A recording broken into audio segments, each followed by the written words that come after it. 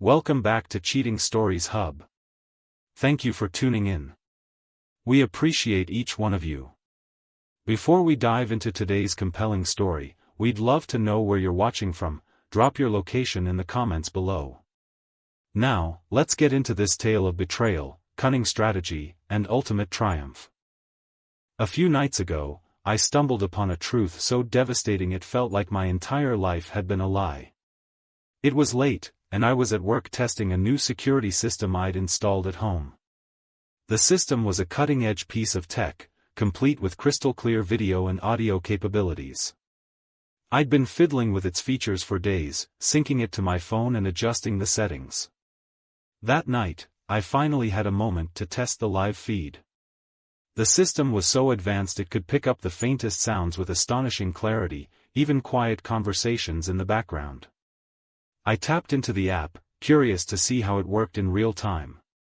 At first, all I heard was faint ambient noise from the house, the hum of the refrigerator, the soft creak of floorboards. Then voices came through. My wife, Emma, was talking on the phone in the living room. Her voice was calm, almost casual, but something about her tone made me pause. I turned up the volume, leaning closer to my phone. "He doesn't suspect a thing," Emma said, a hint of amusement in her voice. My stomach tightened. Was she talking about me? I didn't want to jump to conclusions, but the way she spoke, so relaxed, so confident, made my pulse quicken. The voice on the other end of the call was muffled, but Emma's laughter cut through like a knife. No, he's clueless," she continued. "Daniel, please, he's too wrapped up in his little gadgets to notice what's right in front of him." Her words hit me like a slap. I froze, my mind racing. Was this some kind of joke? I wanted to believe I'd misheard her, that there was some innocent explanation. But then her tone shifted. The laughter disappeared, replaced by something colder, more deliberate. "Okay, hold on, let me call you back," she said quickly. A second later, I heard her dialing another number. My heart pounded as I realized she wasn't done. I adjusted the feed, holding my breath as the audio picked up again. "Hi, thanks for calling me back," Emma said, her voice now sharp and professional. "Yes, I've made my decision. We'll move forward with the plan." "Plan? What plan?" My mind was spiraling, desperate to piece together what I was hearing. The silence on the other end of the call only made her next words more chilling. "Once we pin this on him," she said slowly, her words deliberate, "I'll take the kids, the house, and everything else. He won't see it coming." My hands clenched the phone so tightly it hurt. Her voice was steady, calculated, as though she were discussing a business deal, not dismantling our entire life. My jaw tightened as she continued. "No, it won't be an issue," she said almost casually. "Mark's already lined everything up. All we need is for David to stay predictable, and trust me, he always is." Mark. That name shot through me like a dagger. Mark was her coworker, the one she always brushed off as just a friend. The one I dismissed as harmless despite the nagging doubts in the back of my mind. Hearing his name now, in this context, made my blood run cold. Emma let out a short laugh, like the conversation was amusing her. "He'll never see it coming," she repeated, her voice dripping with confidence. I sat there in my office, paralyzed by what I'd just heard. This wasn't just betrayal, this was a cold, calculated plot to destroy me. Looking back now, the signs were everywhere, but I was too blind or too trusting to see them for what they were. It wasn't just one thing, it was a series of small, unsettling moments that, at the time, I dismissed as normal hiccups in a long marriage. But now they felt like breadcrumbs leading to this moment. It started months ago. Emma began spending long stretches in the backyard, pacing with her phone pressed to her ear. She always claimed she was catching up with old friends, but the calls were oddly secretive. Her laughter would float through the air, light and carefree, but sometimes I'd catch fragments of her words. Once, I distinctly heard her say, "You're right, he really is oblivious." When I asked her later what that was about, she brushed it off with a smile. "Just girl talk," she said. I didn't press further. Now I wonder if every one of those conversations was part of something bigger, something she was plotting right under my nose. The argument started not long after. They were small at first, almost silly fights over things like where the car keys were or why the groceries weren't put away properly. But they escalated quickly, her tone sharper than I'd ever heard before. I remember one time, after one of her long calls, she stormed into the house furious that I hadn't taken the trash out yet. It was 10 minutes past the usual time. 10 minutes. It turned into a full-blown shouting match, with her calling me lazy and unreliable. At the time, I chalked it up to stress. But now I wonder, was she looking for reasons to paint me as the bad guy? It wasn't just her tone, it was the way she looked at me during those arguments. Her eyes weren't filled with anger or frustration. They were calculating, like she was cataloging every word I said, every reaction I had. There was something almost rehearsed about her outbursts, as if she were trying to provoke me, to get me to say or do something she could later use against me. The distance between us wasn't just emotional, it felt intentional, strategic. I'd catch her staring at me sometimes, a faint smirk playing on her lips, like she knew something I didn't. Those moments would pass quickly, and she'd go back to her normal self, laughing with the kids or scrolling through her phone like nothing had changed.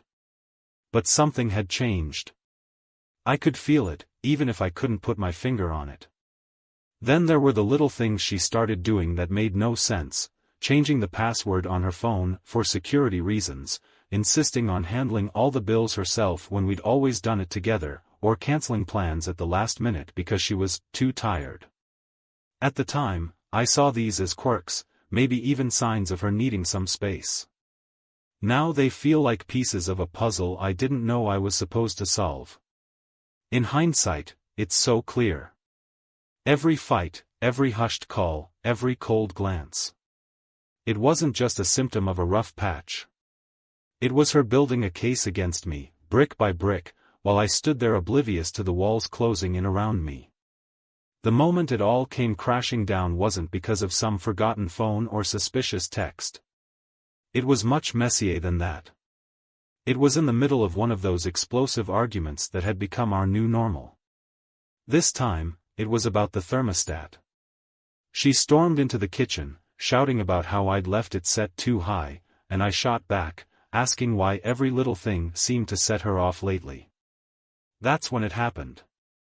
"Maybe if you listened for once, Mark, we wouldn't have to go through this," she snapped, her face flushed with anger. Time froze. The word hung in the air like a bomb waiting to detonate. Mark. Not David. Not even Babe or Han Mark.